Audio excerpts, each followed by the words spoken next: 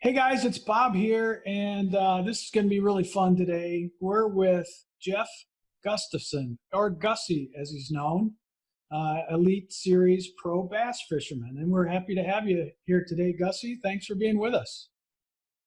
Yeah, no, should be fun, and look forward to catching up with you. Um, and I mean, you got lots going on right now, so talking about that, and Yeah, I've just got home from a couple weeks on the road, had a good trip out to New York for two Bassmaster events, and just yeah, enjoying. Summer's going by kind of fast, actually. So no just kidding. yeah, been enjoying that, and Well, you let me know, just all those. sort of level set for our audience here, just for those who are not familiar with who you are. And you're one of the very unique professional fishermen who are from Canada. Yeah. So there's three of us that fish the Bassmaster Elite Series. Um, Chris and Corey Johnston from Peterborough, Ontario, and then I live up in Kenora on the north end of Lake of the Woods. So, probably anybody in the Midwest is going to know where Lake of the Woods is, but for anybody else, it is pretty well dead center in the continent.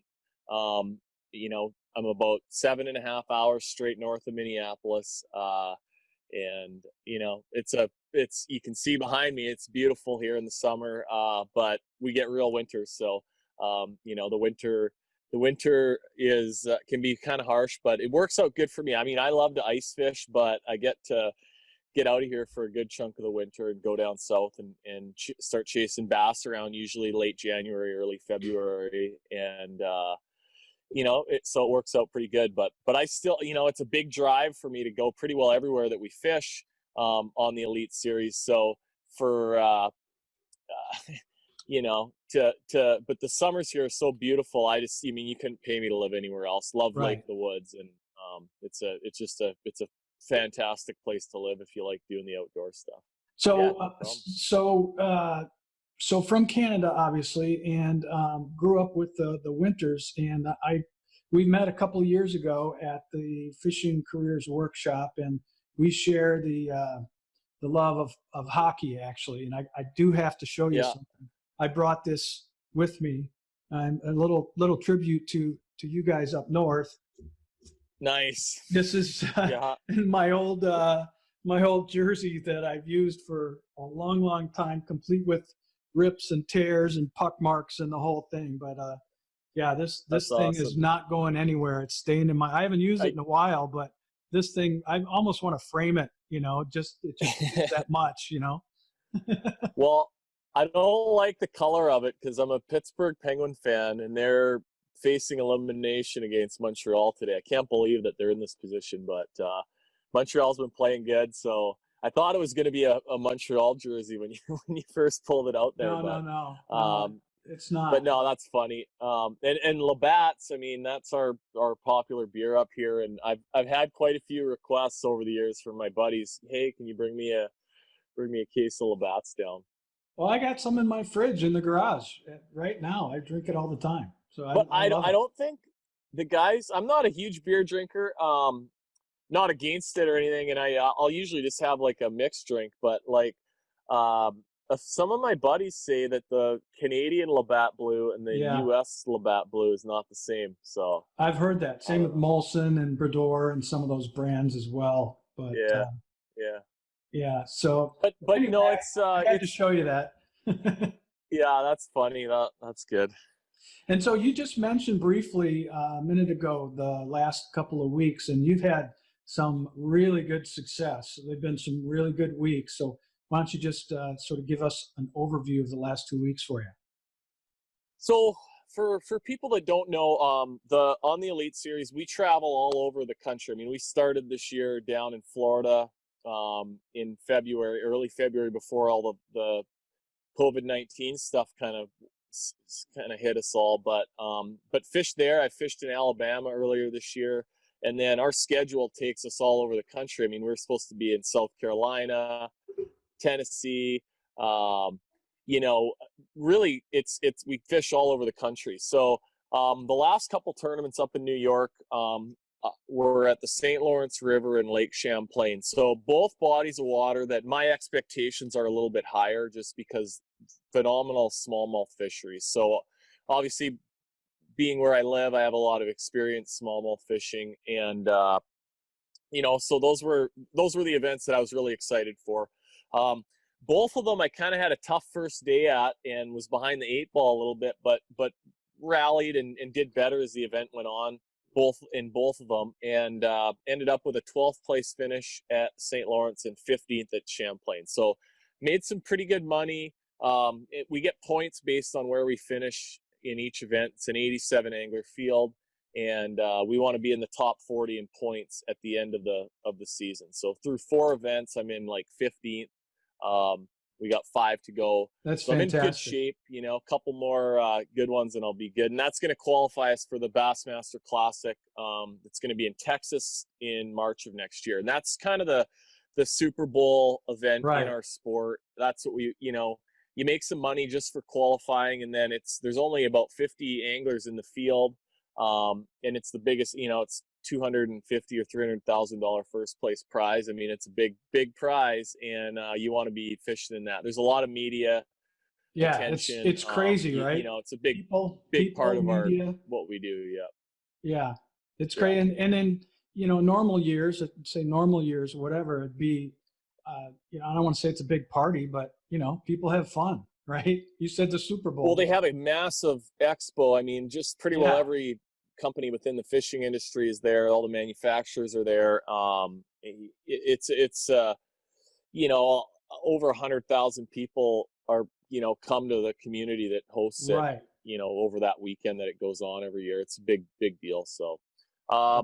So, yeah, I mean, you want to have some consistency throughout the season and get to fish in that. I got to fish my first one this past year, and it was at Lake Guntersville in Alabama. Awesome experience.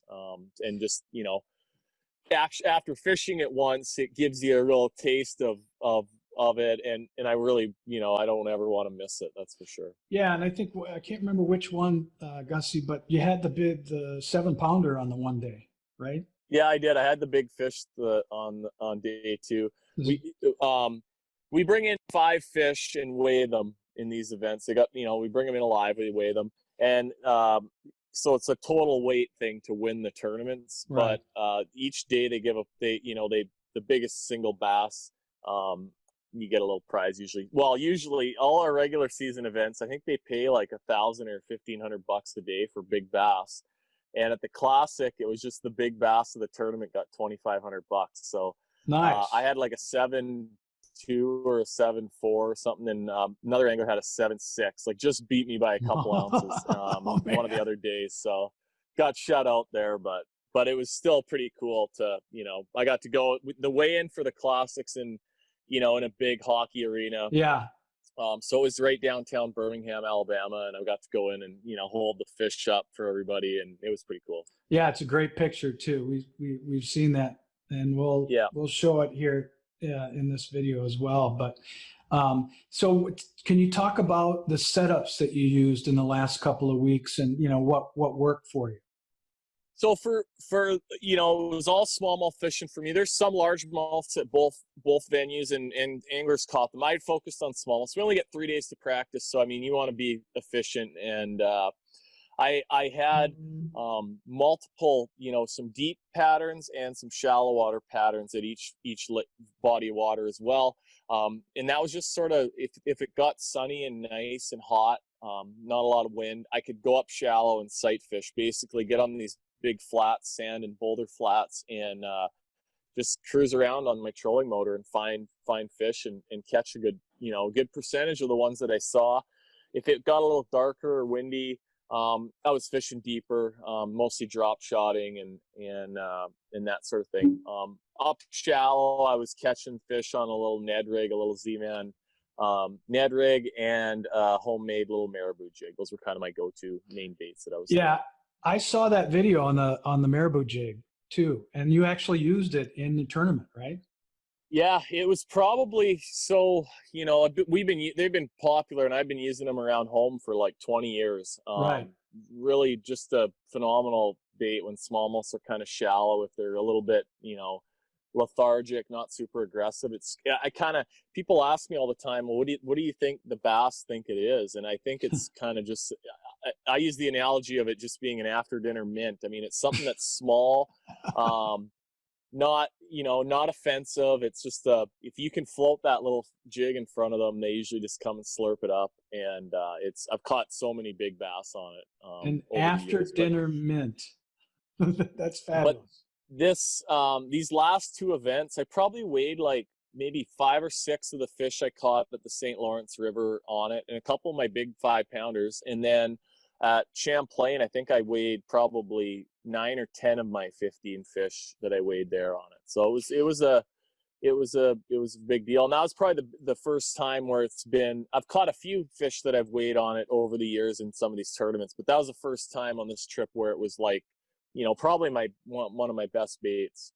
Yeah, and you did a video on that, on how you make them at home, and we'll actually link to that video down below in the description here. And for those who haven't seen the video, it's just a black hair jig with a Gamakatsu hook with a little keeper on it if you want to use a trailer. Yeah, So it's and pretty that's simple, the right? reason. I mean, they're like, it's one of my least favorite things to do is make these jigs. I mean, it takes me 12 or 15 minutes typically to make a jig, but I want, I'm picky about my hook. I want a good, strong, small hook in there. It's hard to buy them with all the components that I want. For fun fishing and stuff, that's fine. But for the actual like tournament days, I want to have, use the best hook and the best components that I can. So, a friend of mine in Kenora here at Lake of the Woods Sports makes those jigs, and it's got a little wire keeper. I like to put a piece of worm on the shank of the hook, just for some weight, and been using scented plastics, a lot lately, and so I usually put some kind of scented. I'm not sponsored by Berkeley, but I was, anyone that follows the tournaments is aware of the max scent baits that they have, and the smallmouths really seem to love them. So I was actually using one of their little worms, and just cut a half-inch piece and put it on the shank of the hook, and I think it helped a little bit. Any particular color? No, it does. I bought a bag of green pumpkin and a bag of black with blue flake, but it's kind of, the piece of worm is covered up by the marabou, so I don't think the fish ever get to see that anyway. It's just more about it. I've always used a piece of worm on there, whether it was just a regular piece of a plastic finesse worm or a small Senko or that sort of thing. It gives the jig a little bit more body, so it doesn't look like a drowned rat in the water. You can cast it a little bit further, and then now with the scent, I think it if it helped me get a couple extra bites, then it was worth it.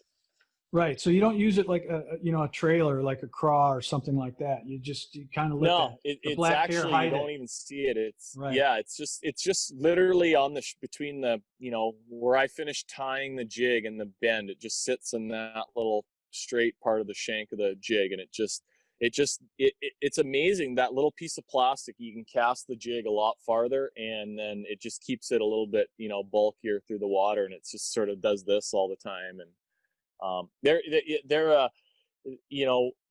not good for every situation, but if it's sort of nice and flat and sunny and smallmouths are shallow, it's a deadly little weapon. Money. Yeah. Well, so it's money. Yeah.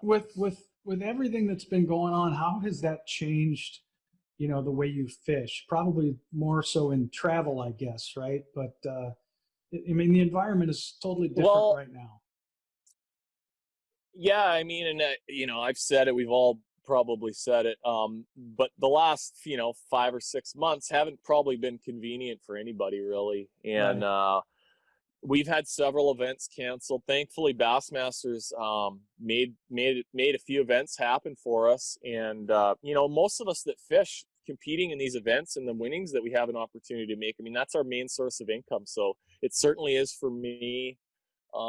So if I'm not fishing in those tournaments, I mean, I can do, little jobs here and there to pay my bills, but I'm not, probably going to get ahead very well.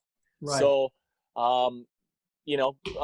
but as far as the events go, I mean, usually we have, like, especially out in New York, like we fished out there last year and there was thousands of people at the weigh-ins every day, a lot of fan engagement, just activities for fans, a lot of sponsors set up, um, whether everything from boat tours, boat rides, there's a lot of events going on. So all that's virtually been eliminated. We have no fans engagement going on. We have the weigh-in stage set up, but it's basically for online. Bassmaster does a good job of covering the events online, and so we have that. But the biggest difference in the tournaments is just the no spectator and fan engagement. And the travel, I mean, it's the same. Not that convenient. Like, I'm going from where I live here in northwestern Ontario. It's a remote area. I mean, and we've been pretty lucky to avoid having a lot of COVID issues in our area. But you drive across the country, you could potentially put yourself at risk. So that's kind of scary. I've been wearing masks, and I've got a couple bottles of sanitizer in my truck that I'm just constantly using. And you just hope you do everything you can to avoid getting sick. And Sure. just hopefully this will all be over sooner than later. Yeah, exactly. So in a normal year, let's just talk about your travel, like life on the road. Do you, when you go to a tournament, Gussy, do you typically rent a house with the guys, or is it, hotel, or, how does that work? No, we typically rent houses. So when I first started doing it, I stayed in hotels, and then as I met a few guys, and I've had several different roommates and little travel groups over the 7 or 8 years I've been doing this. But I started fishing the Elite Series last year, and so did Chris and Corey Johnson, the other Canadians. So we usually stay together, and then we have Seth Fider from Minnesota, another northern guy, and Chris Grove from Illinois. The five of us usually rent houses at all the different venues that we go to, and it's way cheaper than a hotel, and for the most part, usually we can rent a house for anywhere between 11 or $1,200, and 2,500 is kind of our upper limit usually. The main things being that we want to have parking. We have some blow up mattresses, so sometimes there might not be beds for everyone, but we set up some mattresses if we have to. But usually parking's the big thing. We want to be able to park 5 boats and trucks without a lot of difficulty. Right. So the next event, we're going to Lake St. Clair, right just very near Detroit. And that's probably the toughest place I've found to rent a house. It's just almost Really? impossible there, just because anytime you get near these big cities, it's tough just as far as parking goes and stuff. Um, so yeah, some of these more remote lakes we go to, I mean, you can find stuff like a place on the lake, and usually have all the parking you want. It can be really easy. So, but And if so you get closer to the cities, it gets a little tougher. So we'll be staying in hotels at this in at the Detroit, St. Clair in event. St. Clair. So when you are with the guys and you're done for the day, you grab a bite to eat, whatever. Are you studying, your electronics, or are you playing cards? Just what is the evening Yeah, like? I mean, we only get 3 days typically to practice, so we usually spend those 3 days fishing, pretty well from dark to dark. Spend that on the water and try and learn as much as we can. So sometimes it's, especially this time of year, it's pretty late by the time you get back. But we usually get a bunch of groceries for the week, especially with the climate now. And get back, cook some dinner, and we compare notes a little bit for sure, and we help each other out. We typically don't like share spots necessarily, but Sure. we'll share notes, and it's we've all helped each other out along the way. So that works pretty good. But usually it's not, in the evening after we've been out there all day, we're not getting too serious about talking fishing that much, other than maybe 10 or 15 minutes. But Right. usually, if there's something funny, a funny movie on TV, or a hockey game or whatever it Sure. is, we'll put that on and hang out. But And it's better. It's a lot cheaper. Um, than a hotel, and then you get to cook your own meals, so you eat a little bit better. You're not going to restaurants all the time, and then and just having the camaraderie at night. It's totally the way to go, I think. Right. Right. So when you're pre-fishing, I mean, that's probably the most important part of any tournament. Is would you say that? Yeah, and I mean, a lo- I've been doing this long enough now where a lot of the bodies of water that we go to, I've fished before, so you have a little bit of experience. But I mean, so you could be going to places you've never fished before, and you only get 3 days to practice, and so you got to try to be pretty efficient. It's just all about finding a good area on the part of the lake, figuring out a pattern of how to catch the fish. Um, any number of things. This part of the lake's better than that part of the lake. Right. All that stuff's sort of important, but you try to be pretty efficient out there, and have some options. Fish a little bit of deep stuff, fish some shallow stuff. If there's largemouth and smallmouth, you might want to try a little bit of both. But just to be, prepared for any weather situation that you might be faced with. You could find the winning school of smallmouths up on a shallow flat and practice when it's beautiful and flat and sunny, and then a 30-mile-an-hour wind comes during the tournament days and it gets cold. Those fish are going to be gone. So you got to have some backup plans, and so we're constantly watching the weather throughout the week and just trying to be prepared for the actual competition days. And a lot of that's just experience. I get asked a lot, often via social media channels, how do you make a living as a professional fisherman? And there's a lot of elements to doing it and being successful, but the number one thing, and this goes if you want to be a guide, anything, is you got to spend a lot of time on the water and a lot of time fishing. And that's social media stuff's important. For some anglers, it's the ability to edit videos and make videos is important.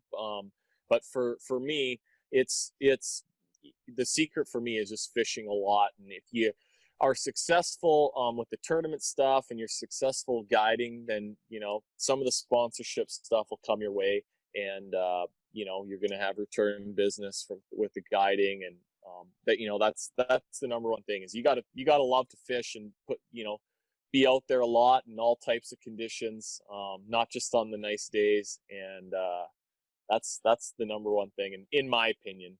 Sure. And those sponsors are definitely important, though, for covering costs and things like that. But what type of time commitment does it take for you to give the value back to that sponsor? So I'm a regular guy, and I never would have gotten the opportunity to even start fishing in the U.S. and professionally bass fishing without the help. And for me, it was company KrugerFarms.com. They've sort of since gone out of business, but the owner, was a really good friend of mine, and I guided him a few times, both deer hunting and fishing, and he had the means to help me out, and got me going fishing the FLW tour. And he got sick in 2015 and passed away from cancer. It was awful. And then Kruger Farms sort of just went away after a few years, and it was unfortunate, but I never would have, I wouldn't be doing what I'm doing without his help. And then as you go along, it's tough now for a lot of the young guys. I get that, because the fishing companies, the budgets are tapped for just about everybody. It's a grind. Right. It's hard. Right. So you gotta do a good job. And I think for the new people, especially if you're not really skilled on like the social media side, and that sort of thing, you gotta have some good results if you want to get noticed and pick up sponsors. But it's I'm really lucky. I've got some really good help from a number of companies, and it's all about just trying to keep them happy with the tournament results, but more importantly, social media is a big deal now for everybody. And I do some outdoor writing and photography stuff, which I have for a long time with print magazines, and that's kind of going away, sadly. I'm a magazine guy, kind of Yeah. newspaper guy. I like the hard copy stuff, but I do that. I do a little bit of guiding. I do some events, promotional speaking events, different sponsor events, whether they might have a photo shoot with some of their new baits for next year, or maybe they'll bring some writers to a resort at Lake of the Woods for a few days, and I'll spend a few days with these guys. Just you kind of got to be creative on doing everything you can to help your sponsors sell product and spread the word about their product. So one of the things that I try to tie in with a lot of my sponsors that's kind of worked for me, and it's just like my guiding background, but I usually offer, might be 2 or 3 or 4 days where I'll take people fishing, and it's up to them who, sometimes it's the boss from the company wants to go. Sometimes it could be, the buyer at the local, or the owner of the local tackle shop. It Right. could be Some of their good VIP customers. customers. Yeah. So that's something that's maybe a little bit different that I try to offer. And usually that works out pretty good. Yeah, and how much time does it generally take? Are you doing this weekly, Gussy? While you're out on a tournament. Yeah, sorry. While you're on a tournament, are you spending, you're out for a week, let's say, or you got, media events and sponsor events on Tuesday and Wednesday, or? Sometimes it works to coordinate sponsor events like while we're at a tournament, usually before or after, like the actual 3 tournament days and then the tournament. Those are pretty much, I'm like tunnel vision on focusing on the event. I'll usually do some social media posts, or I've had some sponsors take me out for dinner the week of the event, and that's all good, but sure. But usually that sort of stuff I'll do before or after. But it's you got the days of just showing up with a tournament jersey and fishing the tournament and expecting to get paid by these guys, or you gotta offer more than that. And it is kind of a full-time job, and the social media stuff's almost a full-time job. I mean, it's I try to do posts quite often, but I don't have a set schedule necessarily. I probably should. But I know like Carl Jacobson, he's an Australian guy that fishes the Elite Series, and he's a really good friend of mine, and like probably has one of the best social media followings, and has some of the best content of anybody that I compete against. And he'll post, like, I think he does three times a day, and it's a big commitment to do that, to have the photos and the video clips and the content to do that, and then to have compelling good stuff to share with people. It takes some work and effort and thought. It's not it's not necessarily as easy as everybody might think it is. Well, he probably has somebody that helps him do that, because it's very, to do that amount is, it's a commitment. However, there are tools that you can use to pre-schedule these things too, right? So you don't have to sit there and do 3 a day. You can, spend an hour on a Monday and schedule a whole bunch of things for the next 10 days, sure. That type of thing. Sure. So, and that would make my life a lot easier. Oh yeah. I promise you.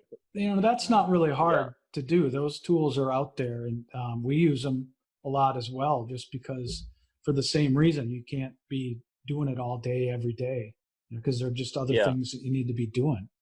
And we've built this, we've built this academy that we're just launching that will teach people in the outdoors, how to get better with their social and grow their following, grow their authority, and even, turn it into an income producer, as opposed to just, like not a time waster, but, a time taker. Turn it around so that, you can actually make money from it. And, even when you're on the road, right? So you're concentrating on fishing all the time. Well, if you had something in the background that was running sort of on autopilot that could create some income, that's what we're trying to do for these people in the outdoor industry. Because we get, the idea came from getting asked by people, and this is typical. Hey, I fish 3 times a year and I catch a lot of bass. Will you sponsor me? And that's an email that we'll get or a DM or something. And then, I just look at those and go, dude, you need a little better approach, So Yeah. we built this system to help people with their approach, to help them get more sponsors. And so we're real excited about it. And I know you're taking a peek at it, but in the Yeah. coming So days, go ahead. no, I'm excited about it. I've started to go through the first couple modules, and no, it's something that'll help me out for sure. And and I've been doing this for since Facebook became popular 10 Right. years ago. I mean, I do all this stuff every day, and you, you certainly I'm in my late 30s, so I guess I'm not that young to maybe know all the tricks of the trade with this stuff. And so no, it's going to be like good help for me for sure. Yeah, dude, if I can do it, you can do it. Because I'm a little older than you are. But so let me ask you this: your favorite thing about the business? Mm, a couple things probably. I love to get to go travel around and fish all the awesome, unique places that I get to go to, and a lot of the most historic bass fishing venues in the world: Lake Okeechobee, Lake Gunnersville. I live at Lake of the Woods. For the multi-species angler, it's probably one of the best fisheries in the world.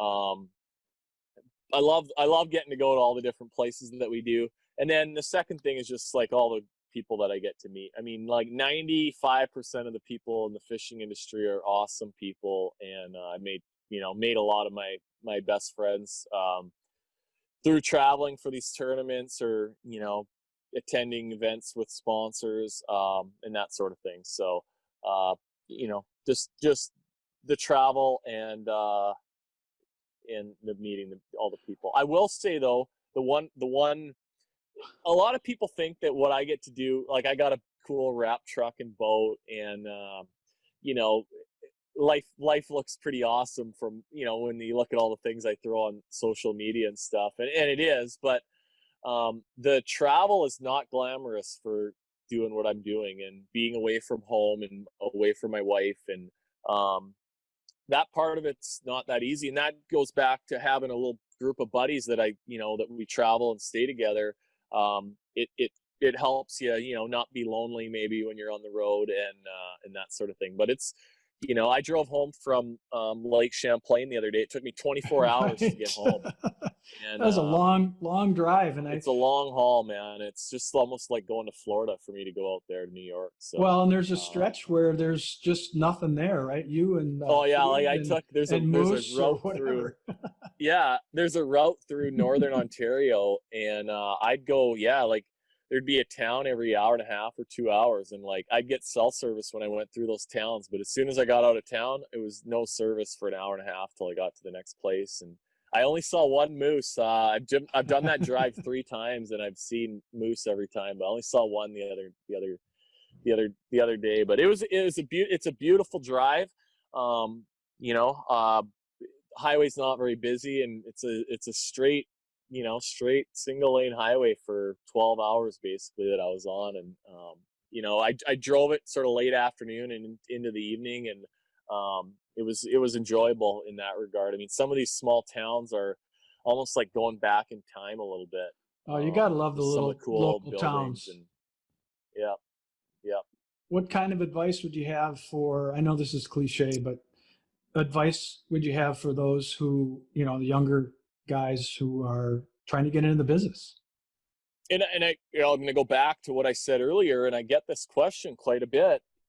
It's fish, fish, fish. I mean, you Yeah. got to spend a lot of time on the water. No matter what you want to do in this business, you almost have to be able to catch fish, and have knowledge of how to catch fish. So for me, if I, and that served me well. Like, I mean, when I was growing up, I was lucky to live, the lakes right here. And I started guiding at some of the resorts up here when I was 15 or 16 years old, and just fished every chance I got. And, if you don't love it enough to do that, then you probably should maybe think of doing something else than being in the fishing industry, because it's not that easy, and it's not, there's a few guys out there that are really doing well for themselves doing it. But for the most part, there's a lot more that are grinding, but it's just something that we love to do. And, there's nothing else I would rather do than Yeah, doing it. exactly. Exactly. Well, let me, as we start to wrap up here, Gussie, I got a question I like to ask guys like you. And that is, if you had one setup, one rod, one reel, one line, one lure to catch, multiple species, and it's the only thing that you could use, what would it Yeah. be for you? For me, I would. I'm sponsored by G Loomis, so they make some beautiful fishing rods. For me, it would be a 7.3 medium action spinning rod. It's at 872 is the model number, but I use that rod for everything from walleye fishing to throwing tubes for smallmouths. Um, you know, to Senko wacky style baits. It's a versatile rod, and I could get by catching all the walleyes I want around here, so I wouldn't starve, and I could compete in some bass tournaments anywhere with it. So that'd be my number one thing. Shimano Stratic 2500 reel on it, 10-pound Power Pro, and a 10-pound fluorocarbon leader, and I'd be good. And then, yeah, you're good to go. Well, that's great. I love asking that question because we get different answers, really. And it should be And it relatively the same, but there are people that have different variations of that answer, and Yeah, it's I mean, I amazing. think that's a tough one, because fishing rods are like golf clubs. I mean, you just need to use a different tool for each job. But I think it's funny because somebody in the southeast is going to have a bait casting rod. They're going to Yeah, say not a spinning rod, and this more up north, you're going to get more people saying spinning rods than casting rods. But yeah, it's it really depends on what part of the country you're from, and where your fishing style. yeah. It's just a kind of a fun question to get to ask people. So what's in the horizon of the next couple of months?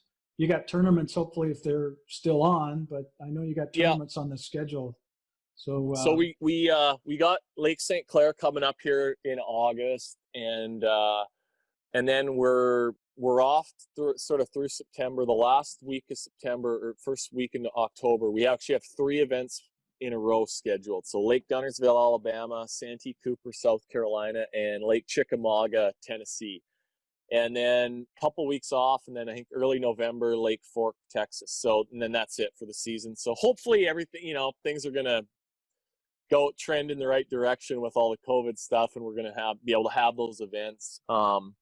But we often are done our season by June or July. So I don't have a lot of experience fishing fall events down south, and I think those are all lakes that are really have a lot of big bass in them, and but they're lakes that are noted more for their fishing in the spring versus in the fall. So we could see some tough fishing at those, but it's going to be different. I think be kind of a level playing field for all of our anglers, just because I don't, there'll be some local people at each event, but for the most part, a lot of the guys won't have fished, any of these venues in the fall. So it'll be interesting. It should be exciting to watch, and they all have big bass in them. Someone's going to catch some. Um, so, but for me, I'm really happy these last couple events went well, and hopefully, St. Clair is going to be another smallmouth tournament. I want another solid finish there, and then points wise, I'll be in pretty good shape heading into this last stretch tournament. So I won't have as much pressure to. It's the worst if you're like heading into the last tournament and you got to make the top 10 to make the right. classic or the championship. So I don't want to be in that position. And but part of it for me, I got my butt whipped, plenty of times in my first several years fishing these pro events, and I've got enough time into it now where my consistency is a little bit better. I still have some bad days here and there, but I've had a lot better consistency. So um, Well, hopefully you're I haven't won one yet. I've got a couple seconds, but that's the next goal for me, is trying to win one of these Elite Series Yeah, tournaments. we know it's just a matter of time, Gussie. We know it's going to happen sooner or later here. You know, you're Yeah. making a name for yourself in the industry. You're climbing the ladder. You're doing really, really well, and we're, happy to be a friend of yours, and you're fun to be around. And Yeah. we just love talking to you, and I really appreciate you being with us here today. I know you got a little break here, but your schedule's busy. Taking the time out to be with us is we really, really appreciate it. Well, I'm excited to go through all the stuff you've got put together for your new program here, and it's it'll help me out for sure. So I'm looking forward to going through everything, and I'm gonna have some questions and some feedback for you, I'm sure. But no, I think it's gonna be help a lot of people out, and no, great idea. Yeah, sounds good. Well, we'll be here for you. Thanks again, Gussie, and thanks for watching. Appreciate it, and hope you enjoyed this time with Gussie, Jeff Gustafson. Thanks, guys.